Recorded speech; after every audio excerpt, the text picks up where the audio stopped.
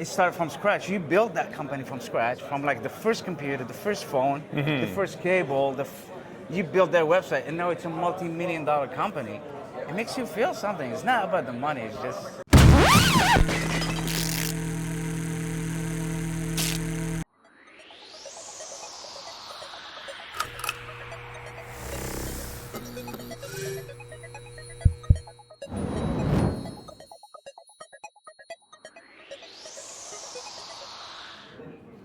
Welcome everyone to the MSP Expo. I'm Mike from Cyber Confidential, and we're here with the Managed Service Providers Association of America at this big event in Fort Lauderdale. I'm here with Fouzi Bouzid. Fouzi? Tell us about yourself and your business. My name is Fouzi Bouzid. I'm located in Tampa, Florida. Technology Style is our MSP. We started it back in 2009. How was that? Because 2009 was the height of the global financial crisis. Not always a great time to start your own business, especially in technology. What was the climate like then? Well, if you look into like Microsoft, Apple, all those big companies started during the crisis. So in 2008 crash, I started having some thoughts about starting my own company and start from scratch. So everybody was starting from scratch at that time. So I said, might as well, let's just do it. And it's been a dream of mine. So I had nothing to lose at that time. So nice. That's the optimistic way to look at it. When you're low down, you can only look up. You know? Exactly. What were you doing before you started? So I used to manage IT at Chase, JP Morgan Chase. Okay. Then I moved to T-Mobile, doing the IT, identity management for IT at T-Mobile, and then I started Technology Style. What was like the real motivation? Was it because were you caught up in a cut from Chase? Is that like T-Mobile. part of the? Oh yeah. Yes. Okay. So that's what happened. So I got laid off from T-Mobile, and the market wasn't that great. So I said, like you said, it's from win-win. So let's follow my dream and start a company. Nice. I think a lot of entrepreneurs can relate to that, myself included, because the same sort of thing happened with COVID. There were a lot of cuts, a lot of layoffs, and many of the young entrepreneurs here that are early in their MSP journey are there because they got cut from a previous company during COVID and then decided to go off on their own. Yeah, it's like you have nothing to lose at that point. Give us some of the war stories from the early days so that they can be lessons learned for anyone learning that's like in the second year or third year of their business. Well, the biggest shock when you work for a big corporation in IT, so I'm a network engineer by trade, so I know how to do the work. But once you start your own business, so you're the accountant, you have to look for the sales, you have to look for clients. And sometimes the nightmare was for me at the beginning. Once the client says yes, it's like, holy moly, now I have to do the purchasing, I have to do the design, I have to do the contract, then I have to do the work at that time. I had no employees, so that was it. Yeah, all these other things that you don't think of when you go from an employee to a business owner. Like there's all this other marketing, admin stuff. Yeah. So you won the bid, you're doing the job, and it's hard. You already put in a bid for another one, but wait, you have to invoice the first one. So now you have to sit down and invoice the first project you just finished. Mm-hmm. So then it just snowballs. I was like 3, 4, 5 invoices behind. I'm just working, and I wasn't getting paid. I was like, yeah. But you mean you did the work, but you didn't do the admin work to actually send them the invoice? Okay, hard lesson to learn. Hard lesson to learn. Okay, so there's a good one. First lesson there is if you're making the transition from being a highly skilled technician to starting your own tech services company, remember that the admin work is equally as important as the tech work. The tech work is how you deliver value, but the admin work is ultimately how you get paid. And sales, and it's just not, you start your company now, the clients are falling on you. You have to look for clients. Okay. But it teaches you a lot about yourself. That you can handle it. It builds your character. Plus, it makes you respect your employees more. Mm-hmm. Once you start having the pain that salesperson goes through, the engineer, the installers. So it's like, even for me now, when I have installers doing a project for me, this project is gonna take me 3 days. But wait a minute, I've done it 5 years ago, and it took me a day and a half. So now, you know what it takes, you respect that work, and you don't get scammed with your things. Plus, you respect your employees now because you feel how your admin feels, your marketing, all Right. this. Yeah. You have that empathy from walking the same path, and I would expect that your employees had the mutual respect for you because they also knew that you've walked through their shoes. Exactly. So when you're asking them to do something, they knew that you have already done it. You're not asking them to do something you wouldn't. Exactly. You know, you're not just delegating because you don't want to do it. They feel more engaged in the team because they know you've already done it. Exactly. Okay, what other things? You said it helps build character. Give us some of those grind stories. You know, roll back the clock 15 years ago now. What was one of those early times where you were really questioning whether this was the right idea? I'm sure you had an experience like that. Yeah. Or someone was telling you, like, this is not going to work, go back and get a job. Yes. Give us one of those stories. Well, I mean, it cost me my marriage. So yeah, I got divorced because of that. Just because I had the beginner's luck. The first 3 months, I got busy, like overwhelmed busy. But then it slowed down. So for 6 months, it was like kind of dead. I mean, not dead, but it wasn't like as busy as the first 3 months. So that kind of like it took a toll on the personal relationship. Yeah? But it meant to be. That's a hard social aspect of committing yourself to the business. It's a dream. You know, like it's inevitable that you're going to spend more than 40 hours a week working on the business because there's more than 40 hours of work to do. That's right. true. So that's a huge shift from when you're working as the employee to then when you are the business. But the thing is, you work more, you make less, but you enjoy it more, and you. Well, that's what we tell ourselves. Yeah. That's how we justify it. That's not always the truth, but that is how we justify it. Yeah. That's In your journey, how did you get over this hump where the beginner's luck, everyone needs a beginner's luck, it's good to get lucky. Yeah. And then you had this trough where clients stopped coming in as easily, but you still need to run the machine. And I'm presuming now that you're smiling, telling the story, that it's going well now. So how did you cross over that gap?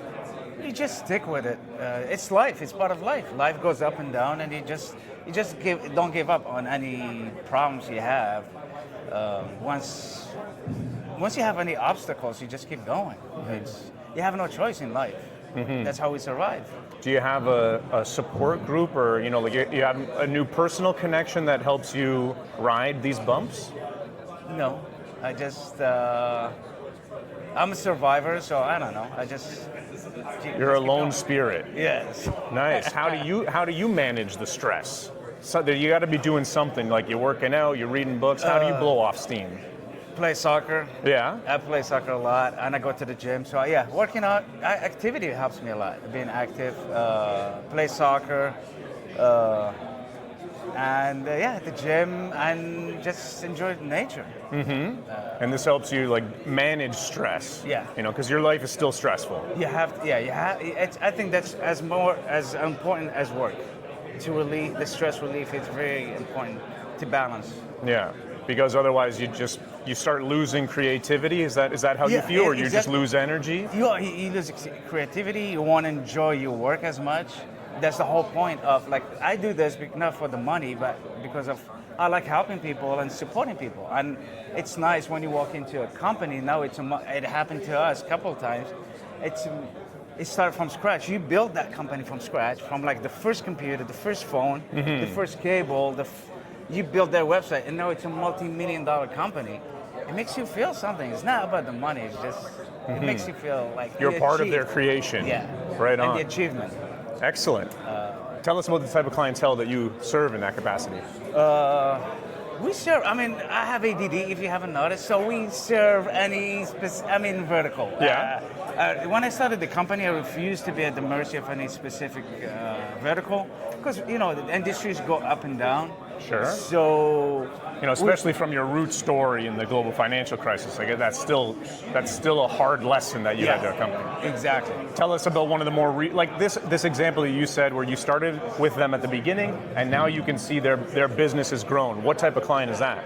Actually, it was a IT training.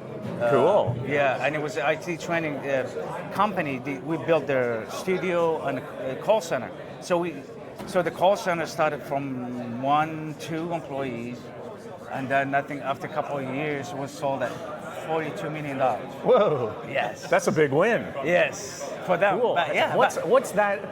You as the IT provider, what does that journey look like? Because you're watching their roadmap through the lens of IT, and especially how long? What was the time period? Like starting when until when that they started their company to sold? 5-6 years. So they were crossing through COVID, or this was a pre-COVID thing? Pre-COVID. Pre-COVID. Okay, but we're talking like 2010 to 2015, something like that. They started 12. Okay. 12 to like 17. All right. So we're rolling back 10, 15 years ago of technology. What was the call center technology through that experience for them? It was hit and miss. It was a hit and miss on their part because they were building it from scratch too. So we built the infrastructure for them, and at that time we weren't doing VoIP in-house. Now we do, but back then we were just looking for the right solution and the right vendor for them. Yeah. How many employees did they grow to at their largest? 185. Wow. Yeah. That's a lot of phones. A lot of phones, the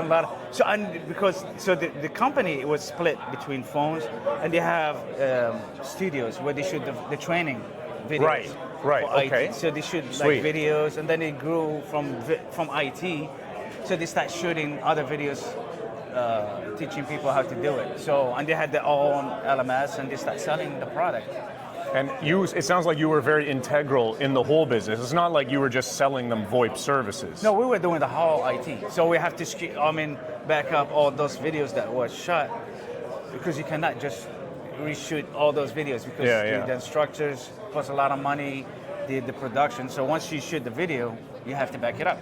And then, so we were like doing the IT for them, secure their IT, back it up, and all that. Nice. How did you establish that level of trust early on?